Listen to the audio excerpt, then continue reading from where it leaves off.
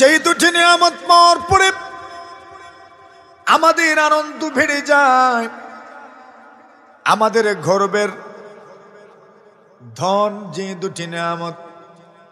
দুটি নিয়ামতের কারণে নিজেকে গর্বিত মনে হয়, সৌভাগ্যবান মনে হয়।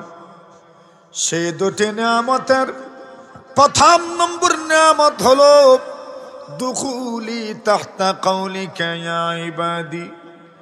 আল্লাহ আপনি যখন কোরআনে মাজিদের মধ্যে ইয়া ইবাদি বলে ডাক দেন, আমরাও যে আপনার বান্দা বান্দীদের অন্তর্ভুক্ত হতে পারি, ওই নিয়ামত। দুই নম্বর নিয়ামত হলো ওয়া আন সায়্যারাতা আহমদ লি নবিয়্যা, আমাদেরকে বিশ্ব নবী মুহাম্মদুর রাসূলুল্লাহ সাল্লাল্লাহু আলাইহি ওয়াসাল্লামের উম্মত হওয়ার মতো সৌভাগ্য দান করেছেন। ওই দুটি নিয়ামত পেয়ে এত খুশি সুরাইয়া তারকার উপরেও যদি আমরা উঠে যেতাম, ওই দুটি নিয়ামতে যেই পরিমাণ আনন্দিত হয়েছি, সুরাইয়া তারকার উপরে উঠে গেলেও এই পরিমাণ আনন্দিত হতাম না। সুবহানাল্লাহ বলেন।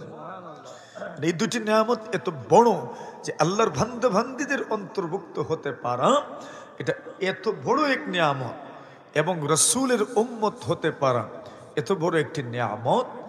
সব সম্মান একদিকে, আর আল্লাহর বান্দা বান্দী আর রাসূলের উম্মত হতে পারার নিয়ামত একদিকে, ওই নিয়ামতের পাল্লা ভারী হয়ে যাবে, ঠিক না? এটা তো সবচেয়ে বড় নিয়ামত। কোনো মানুষ যদি আল্লাহর নিয়ামতের শুকরিয়া আদায় করে, তাহলে জীবনেও শেষ করতে পারবে না। তাহলে কি আর নিয়ামতের শুকরিয়া আদায় করার দরকার নেই? বলে পারতাম না, আর করিয়ে না করতাম। নবী আলাইহিস সালাতু ওয়াসসালাম বলেন, আরবাউম মান উতিয়া ফাকাদ উতিয়া খায়রাদ দুনিয়া ওয়াল আখিরাহ, কলবান শাকিরা ওয়া লিসানাল যাকিরা ওয়া বাদানান আলাল বালা'i সাবিরা ওয়া যাওজাতান সালিহা লা তাবগিহি হুবান ফি নাফসিহা ওয়ালা ফি মালি। আল্লাহর নবী বলেন, যে মানুষকে চারটি নিয়ামত দেওয়া হলো, ওই চারটি নিয়ামত যে পেয়ে গেল, সে যেন দুনিয়া আখিরাতের সবচেয়ে উত্তম নিয়ামত পেয়ে গেল। আল্লাহর নবী বলেন, ওই নিয়ামতের প্রথম নম্বর নিয়ামত হলো কলবান শাকিরা, যার দিল কৃতজ্ঞতা আদায় করে, যার দিল কৃতজ্ঞতা স্বীকার করে, যার দিল শুকরিয়া আদায় করে। কোনো মানুষ যদি শুকরগুজার হয়ে যায়, তার দিল যদি শুকরগুজার হয়ে যায়, কৃতজ্ঞ দিল যদি হয়ে যায়, আল্লাহর রাসূল বলেন, এমন মানুষ যেন দুনিয়া আখিরাতের সর্বোচ্চ নিয়ামত পেয়ে গেল। নবী বলেন, দুই নম্বর হলো ওয়ালিসানাল যাকিরা, যেই ব্যক্তির জবান আল্লাহর জিকিররত থাকে সব সময়, যে ব্যক্তি সব সময় আল্লাহর জিকির করে, যার জবান আল্লাহর জিকিরের মাধ্যমে মশগুল থাকে। তিন নম্বর হলো ওয়া বাদানাল আলাল বালা'i সাবিরা, এমন শরীর যদি আল্লাহ দেন, এমন বডি যদি আল্লাহ দেন, যত কষ্ট হোক না কেন আপনার বডি সহ্য করতে পারেন। তিন নম্বর। চার নম্বর বলেন, এমন স্ত্রী আল্লাহ পাক আপনাকে দান করেছেন, আপনার ব্যাপারে, আপনার সম্পদের ব্যাপারে, তার সতীত্বের ব্যাপারে খেয়ানত করে না।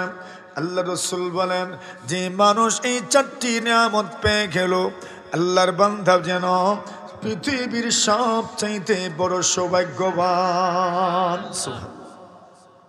এখন আমাদের দেখার দরকার যে আমার দিল আল্লাহর শুকরিয়া আদায় করে কিনা, বা পারবো কিনা। হযরত দাউদ আলাইহিস সালাতু ওয়াস সালাম, আল্লাহ তাআলা দাউদের পরিবারকে এবং দাউদের পুরা খানদানকে, দাউদ আলাইহিস সালাতু ওয়াস সালামের খানদানকে এত বড় বড় নিয়ামত দান করেছেন। হাদিস শরীফে রাসূলুল্লাহ সাল্লাল্লাহু আলাইহি ওয়াসাল্লাম বলেন, একজন মানুষের জন্য সবচেয়ে পিওর হালাল হচ্ছে নিজের হাতের উপার্জন। সুবহানাল্লাহ, জোরে বলেন। আপনারা ক্ষেত করেন, অনেকে তা আপনারা মনে মনে ভাবেন আমরা তো কৃষক মানুষ, মনক্ষুণ্ণ হন, মনটা ছোট হয়ে যায়। না না, মন ছোট করিয়েন না। আপনি নিজের হাতের উপার্জন থেকে খাচ্ছেন, এটা সবচেয়ে পিওর হালাল। সুবহানাল্লাহ বলেন। কত মানুষ আছে নিজের হাত দ্বারা অনেক কিছু বানায়, ওইটা বিক্রি করে আর ওইটা দ্বারা তার জীবিকা নির্বাহ করে। রাসূল বলছেন সবচেয়ে উত্তম রিজিক। সুবহানাল্লাহ। তাহলে আপনি সংকীর্ণতায় ভুগিয়েন না। হযরত দাউদ আলাইহিস সালাতুস সালাম নিজের হাত দ্বারা কামাই করতেন, উপার্জন করতেন, আর এই উপার্জন থেকে নিজের জীবিকা নির্বাহ করতেন। রাসূলুল্লাহ সাল্লাল্লাহু আলাইহি ওয়াসাল্লাম বলেন, ওয়াকানা নবিয়্যুল্লাহি দাউদ আলাইহিস সালাতুস সালাম, হযরত আল্লাহর পয়গম্বর দাউদ আলাইহিস সালাতুস সালাম কানা ইয়াকুলু মিন আমালি ইয়াদাইহি, ওনার হাতের মাধ্যমে উপার্জিত সম্পদ দেখেই উনি খাবার গ্রহণ করতেন। সুবহানাল্লাহ। এটা আল্লাহ তাআলা এই পৃথিবীতে যাকে ক্ষমতা দিয়েছেন ওই লোকটা সবচেয়ে পিওর হালালের মধ্যে জীবন যাপন করছেন। রাসূল আকরাম সাল্লাল্লাহু আলাইহি ওয়াসাল্লাম বলেন, হালাল খাদ্য, হালাল পানীয়, হালাল পোশাক আল্লাহ তাআলা যাকে নসিব করেছেন এই লোকটা যেন দুনিয়ার সবচেয়ে বেশি নিয়ামত প্রাপ্ত মানুষ। তার সব হালাল। কেন হালাল তো হয় সব কিছু। আল্লাহ তাআলা আদেশ করেছেন সমস্ত রাসূলদেরকে, ইয়া আইয়ুহার রাসূল কুলু মিনাত তাইয়্যিবাতি ওয়া'মালু সালিহা। আল্লাহ সব রাসূলদেরকে বলেছেন, হে রাসূলগণ আপনারা হালাল খান আর নেক আমল করেন। উলামায়ে কেরাম লিখেন, নেক আমল কবুল হওয়ার জন্য হালাল খাওয়া শর্ত। সুবহানাল্লাহ। আল্লাহর নবী দাউদ আলাইহিস সালাতু ওয়াস সালাম যুদ্ধের পোশাক নির্মাণ করতেন, তৈরি করতেন। লোহা দিয়ে যুদ্ধের পোশাক তৈরি করতেন। ওই যুগে তো এত যন্ত্রপাতি ছিল না, মেশিনারি ছিল না। দাউদ আলাইহিস সালাতু ওয়াস সালাম লোহা দিয়ে কেমনে যুদ্ধের পোশাক তৈরি করতেন আল্লাহ জানায় দেন, রাসূল ওয়া আলাল্লাহুল হাদিদ, আমি আল্লাহ তাআলা আমার নবী দাউদের জন্য লোহাকে মোমের মতো নরম করে দিয়েছি। দাউদ নবী লোহা হাতে নিতেন, মোমের মতো নরম হয়ে যেত। বলুন তো বাহ্যিক দৃষ্টিতে ওই নিয়ামত কত বড় নিয়ামত। আল্লাহ তাআলা আরেক নিয়ামত দান করেছেন দাউদ আলাইহিস সালাতুস সালামকে। কণ্ঠ বড় সুন্দর ছিল, কি পরিমাণ সুন্দর। রাসূল বলছেন, লাকাদ উতিয়া ফি হালাকিহি ৭০ মিজমারা। আল্লাহর নবী বলেন, আল্লাহর নবী দাউদ আলাইহিস সালাতু ওয়াস সালামকে আল্লাহ পাক এত সুন্দর কণ্ঠ দিয়েছেন, ওনার কণ্ঠের মধ্যে ৭০ ধরনের স্বর ছিল। কত ধরনের? জাবুর যখন তিলাওয়াত করতেন, মোনাজাত যখন পড়তেন, তখন সমুদ্রের মাছগুলো ওনার তিলাওয়াত শোনার জন্য সাগরের পারে জমা হয়ে যেত। আল্লাহ বলছেন শুধু এতটুকুই নয়, আল্লাহ পাহাড়কে, পর্বতকে, বাকি পরিন্দা ধরিন্দাকে আদেশ করেছেন, আমার দাউদ যখন তাসবিহ পড়বেন, মোনাজাত করবেন, তিলাওয়াত করবেন, তোমরাও আমার দাউদের সাথে তাসবিহ পাঠ করো, মোনাজাত করো, তাসবিহ পাঠ করো। সুবহানাল্লাহ। দাউদ নবী তাসবিহ পাঠ করেন, জঙ্গলের পাখি পরিন্ধা দাউদ নবীর সাথে তাসবিহ পাঠ করেন। বাহ্যিক দৃষ্টিতে ওই নিয়ামত, এতগুলো নিয়ামত দেওয়ার পরে আল্লাহ বলছেন, ই'মালু আলা দাউদ শুকরা। আল্লাহ বলেন, দাউদের বংশধর তোমরা শুকরিয়া আদায় করার জন্য আমল করো। শুধু আলহামদুলিল্লাহর মাধ্যমেই শুকরিয়া হয় না, আমলের মাধ্যমেও শুকরিয়া আদায় হয়। আল্লাহ বলেন, ই'মালু আলা দাউদ শুকরা। দাউদের বংশধর তোমরা শুকর গুজার হও, আমলের মাধ্যমে তোমরা শুকরিয়া আদায় করো। আল্লাহর নবী হযরত দাউদ আলাইহিস সালাতু ওয়াস সালাম বলেন, প্রভু আমরা যে শুকরিয়া আদায় করব, আপনি তৌফিক না দিলে তো শুকরিয়া আদায় করা যাবে না। যত আমল আপনি আমি দুনিয়াতে করি, এই কিছুর পিছনে এনে পড়তে আল্লাহর দেওয়া তৌফিক। আল্লাহ যদি তৌফিক না দিতেন কিছুই করতে পারতাম না। আল্লাহ নামাজের তৌফিক দান করেন, এই জন্য নামাজ আদায় করতে পারি। আল্লাহ পাক রোজার তৌফিক দিবেন, এই জন্য রোজা রাখতে পারবো। আল্লাহ এখানে আসার তৌফিক দিলেন, এই জন্য আসতে পেরেছি। আল্লাহ নবী দাউদ বলেন, আল্লাহ আপনি তৌফিক দেন এই জন্য আপনার নিয়ামতের শুকরিয়া আদায় করতে পারে। ওগো রব্বুল আলামিন, এইবার যে নিয়ামতের শুকরিয়া আদায় করলাম আপনার দেওয়া তৌফিকের মাধ্যমে শুকরিয়া আদায় করতে পেরেছি। এইবার যে তৌফিক নামক নিয়ামতটা দিলাম ওইটার শুকরিয়া কখন আদায় করব? এরপরে যদি আবার তৌফিক নামক নিয়ামতের শুকরিয়া আদায় করি, ওই সময় তো আপনি আবার তৌফিক দিলেন। ওগো রব্বুল আলামিন, এর দ্বারা বুঝে যায় আমি যতই শুকরিয়া আদায় করি এরপরেও আপনার দেওয়া তৌফিক নামক নিয়ামতের শুকরিয়া আদায় করা হয় না। আল্লাহ, এইবার আপনার দেওয়া তৌফিক নামক নিয়ামতের শুকরিয়া যখন আদায় করতে পারলাম না, আমাদের উপর তো জিম্মাদারি রয়ে গেল। অথচ আপনি ঘোষণা করেছেন লা ইন শাকারতুম লাযীদান্নাকুম, আমরা যদি শুকর গুজার হই আপনি আমাদেরকে নিয়ামত বাড়ায় দিবেন। আর যদি শুকর গুজার হই না, আপনি বলেছেন ইন্না আযাবি লাশাদীদ, আমার আযাব আমার শাস্তি বড় ভয়ঙ্কর। ওগো আল্লাহ, বলুন আপনার নিয়ামতের শুকরিয়া কেমনে আদায় করব? আল্লাহ জানা দেন রে দাউদ, পৃথিবীর কোন মানুষ যদি অক্ষমতা প্রকাশ করে আর বলে আল্লাহ আপনার যত নিয়ামত আমাদের উপর, ওই নিয়ামতগুলোর শুকর গুজার আমরা কোনোভাবেই হতে পারবো না। সারা জীবন যদি শ্রদ্ধায় মাথা নত করে দিই, সিদ্ধাবনত যদি হয়ে যায়, এরপরও আপনার নিয়ামতের শুকরিয়া আদায় হবে না।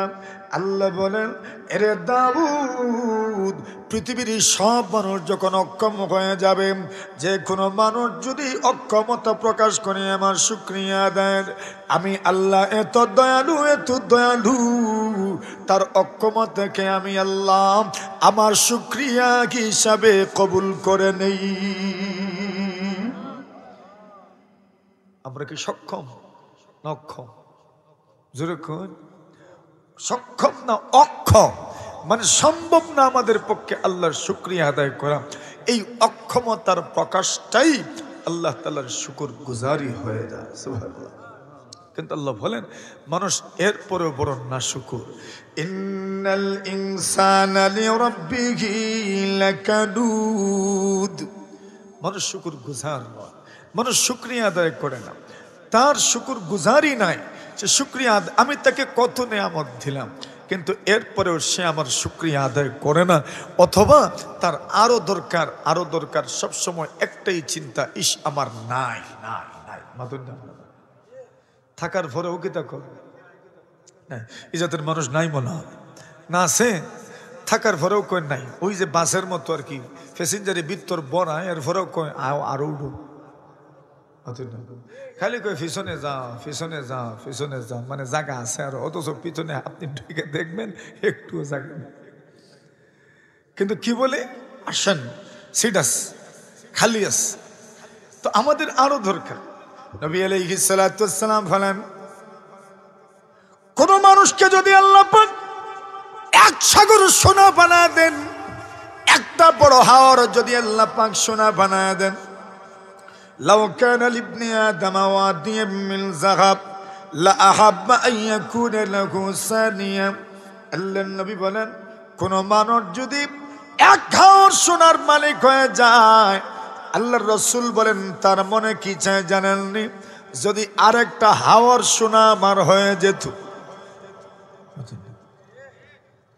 রাসূল বলেন যখন দুইটা হাওর তার জন্য সোনা হয়ে যাবে, তখন তার মন চাইব যদি 3 নম্বর আরেকটা হাওর আমার জন্য সোনা হয়ে যেত। রাসূল বলেন ওয়ালাইয়ামলা ফাহু ইল্লা তুরাব, মাটি ছাড়া তার মুখ আর কোনো কিছু দিয়ে ভরা যাবে না। মানে কবরে না যাওয়া পর্যন্ত তার আশা শেষ হইতো না। বাসের একবারে উপরে যদি ওইটা লোড করে হইন, এরপরে কইব আরো লাগে। ঠিক ইনসানও এরকম, আপনার সব যদি তার জন্য শোনা হয়ে যায়, এরপরেও বলবো কি আরো লাগে আরো লাগে। অথচ রাসূলুল্লাহ সাল্লাল্লাহু আলাইহি ওয়াসাল্লাম কেমন ছিল? সাহাবায়ে কেরাম ভরে একদিন রাসূলুল্লাহ সাল্লাল্লাহু আলাইহি ওয়াসাল্লাম নামাজ শুরু করতে যাবেন, নামাজ শুরু করছেন, নামাজ পড়েছেন, নামাজ পড়ার পরে এত দ্রুত মসজিদ ত্যাগ করে ওনার হুজরায় গেলেন। কিছুক্ষণ পরে আবার আসলেন। সাহাবায়ে কেরাম বলেন, আমরা জিজ্ঞাসা করলাম, ইয়া রাসূলুল্লাহ, এত দ্রুত আপনি নামাজ শেষ করে হুজরার দিকে পা ভাড়ালেন, আবার চলে এসেছেন, কারণ কি, বিষয় কি? রাসূল বলছেন, আমার ঘরে কিছু স্বর্ণ ছিল, ওইটা বন্টন করতে আমি ভুলে গিয়েছিলাম। নামাজের ভিতরে আমার স্মরণ হয়েছে যে আমার ঘরে স্বর্ণ রয়েছে, এখন আমি দ্রুত গিয়ে ওইটা বন্টন করে দেওয়ার আদেশ করে এসেছি। সুবহানাল্লাহ বল। এর দ্বারা আরেকটা মাসআলা বোঝা গেছে, নামাজের ভিতরে অনেক চিন্তা আসতে পারে। চিন্তা যদি আসে তো নামাজ ভঙ্গ হবে। কথা বুঝছেন? রাসূলুল্লাহ সাল্লাল্লাহু আলাইহি ওয়াসাল্লাম নামাজের ভিতরেই চিন্তা এসেছে। কি চিন্তা এসেছে? আমার ঘরে কিছু স্বর্ণ রয়ে গেছে, ওইটা বিক্রি, ওইটা আপনার আমার বিকিসমাতিহি বন্টন করে দেওয়ার আদেশ করেছেন রাসূল সাল্লাল্লাহু আলাইহি ওয়াসাল্লাম। তো বোঝা গেল নামাজের ভিতরে স্মরণ হয়েছে। আমরা যখন নামাজে লাগি তখন অনেক কিছু আমাদের স্মরণ হয়নি, না স্মরণ হয়। এই জন্য ওইটার অর্থ এই নয় যে আপনার স্মরণ হইতেই থাকবে, বরং আপনার জন্য উচিত হলো কিভাবে নামাজ দুনিয়া মুক্ত হবে ওই ব্যাপারে চিন্তা করা। ইমাম সাহেব যখন তিলাওয়াত করবেন ওনার তিলাওয়াতের দিকে মনোযোগ দেওয়া, অথবা নিজে যখন তিলাওয়াত করবেন নিজের তিলাওয়াতের প্রতি মনোযোগ দেওয়া, চেষ্টা করা যে এখানে আল্লাহ কি বলেছেন ওইটা অনুভব করার, উপলব্ধি করার। ইনশাআল্লাহ নামাজে আপনার ধ্যান ধারণা, আপনার খেয়াল, নামাজের ভিতরে আপনার মন মানসিকতা, দিল ও দিমাগ অন্য কোথাও যাবে না ইনশাআল্লাহ। আর এমনভাবে যদি নামাজ হয়ে যায় তাহলে এই নামাজের মাধ্যমে আপনি আল্লাহ দেখার মতো যোগ্যতা অর্জন করতে পারবেন। আরো জোরে কোন আল্লাহ দেখবেন কেমনে? নামাজ যদি এমনভাবে পড়তে পারেন যে নামাজের ভিতরে দুনিয়ার কোনো টেনশন নাই, চিন্তা নাই, শুধু আল্লাহর ধ্যান আর খেয়াল, তাহলে এই নামাজের মাধ্যমে আপনি কি দেখতে পারবেন? জোরে কোন আল্লাহ দেখতে পারবেন। এখন আল্লাহ দেখতে পারবেন এমন একটা অফার, এমন একটা নিয়ামত, ওইটার প্রতি আগ্রহ আছে কিনা আগে তো এটা বোঝার দরকার। আল্লাহ দেখতে নিয়ে আপনারা কারা কারা দেখতে হাত তুলেন দেখি। নারে তাকবীর। আল্লাহ দেখতেন, শুনেন কেমনে দেখবেন। নবী আলাইহিস সালাতু ওয়াসসালাম বলেন, মান আহাব্বা লিকা আল্লাহি আহাব্বাল্লাহু লিকা। আল্লাহ রাসূল বলেন, কোন মানুষ যদি আল্লাহর সঙ্গে সাক্ষাতের প্রত্যাশী হয়, আল্লাহর সাক্ষাতের প্রত্যাশী যে হবে, আল্লাহর মোলাকাতের প্রত্যাশী যে হবে, আল্লাহর নবী বলেন আল্লাহ পাক তার সঙ্গে মোলাকাতের প্রত্যাশা রাখেন। আপনি আল্লাহর সাথে সাক্ষাতের প্রত্যাশী হবেন, আল্লাহ আপনার সাথে সাক্ষাতের প্রত্যাশী হবেন। জোরে সোরে বলেন আল্লাহু আকবার। আল্লাহর সাথে মোলাকাতের প্রত্যাশা, আশা আমাদের আছে না নাই? এখন রাসূল বলছেন আল্লাহ বুঝি আপনার সাথে আমার সাথে মোলাকাতের প্রত্যাশী হবেন। এখন বলেন তো, আল্লাহর সাথে মোলাকাত দুনিয়া থাকলে সম্ভব না মরা লাগবো? তাহলে বোঝা গেল মরার জন্য প্রস্তুত থাকতে হইব। যেই ব্যক্তি আল্লাহর সাথে মোলাকাতকে পছন্দ করবে, নিশ্চিতভাবে সে মৃত্যুকে পছন্দ করবে। ঠিক না? মৃত্যুকে পছন্দ করবে। কেন? সে আল্লাহর সঙ্গে মোলাকাত করতে চায়, আল্লাহর সাথে সাক্ষাৎ করতে চায়।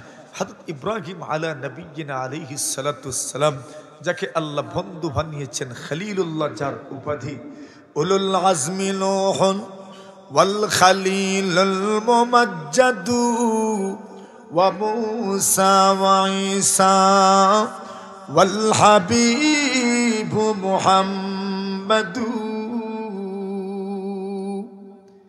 পাঁচজন রাসূলকে উলুল আজমে মিনার রাসূল বলা হয়, যারা বড় আজম হিম্মত ওরা দৃঢ়তার অধিকারী রাসূল যাদেরকে বলা হয়। তার মধ্যে একজন হচ্ছেন নূহ আলাইহিস সালাতু ওয়াসসালাম, আরেকজন ইব্রাহিম খলিলুল্লাহ, আরেকজন মূসা কালিমুল্লাহ, আরেকজন ঈসা রূহুল্লাহ, আরেকজন মুহাম্মাদুর, মাশাআল্লাহ, মুহাম্মাদুর রাসূলুল্লাহ।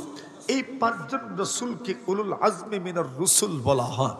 এই পাঁচ নবীর একজন নবী ইব্রাহিম খলিলুল্লাহ, আল্লাহ পদে পদে ওনার এত পরীক্ষা নিয়েছেন, সব পরীক্ষা নেওয়ার পরে আল্লাহ রেজাল্ট ঘোষণা করেছেন ফাআতাম্মাহুন্না, ইব্রাহিম সব পরীক্ষায় ফাঁস করছেন। আর জোরে দুনিয়াতে পরীক্ষা আছে না নাই? সবার জন্য পরীক্ষা আছে, আপনার জন্য আছে, আমার জন্য আছে। আর সবচেয়ে বেশি পরীক্ষার সম্মুখীন হয়েছেন নবী রাসূলগণ, অতঃপর সবচেয়ে বেশি পরীক্ষার সম্মুখীন হবেন ওলি আউলিয়াগণ, এরপর সবচেয়ে বেশি পরীক্ষার সম্মুখীন হবেন আল্লাহর পয়গাম্বরদের সাথে যাদের যত বেশি সম্পর্ক, তারা তত বেশি পরীক্ষার সম্মুখীন হবেন। ইব্রাহিম নবী আজরাইল যখন ওনার কাছে আসলেন, সালাম দিলেন, আসসালামু আলাইকুম ওয়া রাহমাতুল্লাহি ওয়া বারাকাতুহু। ইব্রাহিম খলিলুল্লাহ বলেন, আপনি তো জান নেওয়ার জন্য এসেছেন, তবে একটা কথার উত্তর আপনি দেন দেখি। আল্লাহ আমাকে বন্ধু বানাইলেন, বন্ধু হইয়া আমি আরেকজন বন্ধুর জান নেওয়ার জন্য আপনারে ফাটাইলেন কেন? সুবহানাল্লাহ। আল্লাহর বন্ধু না ইব্রাহিম নবী, তো বন্ধুর জান নেওয়ার জন্য কেমনে ফাটাইলা লোক? আজরাইল কোন আমি কিতা কইতা, আমি তো জান নেওয়ার জন্য আইছি। আল্লাহরে জিজ্ঞাসা করে, আরাআইতা খালিলাল ইয়াকবিদু রূহা খালিলি, এমন বন্ধু কি তুমি দেখেছ যে বন্ধু তার বন্ধুর জান নিতে চায়? আজরাইল আল্লাহরে জিজ্ঞাসা, বন্ধু হইয়া বন্ধুর জান নিতে ফাটাইলেন কেমনে? ইব্রাহিম প্রশ্ন করছে।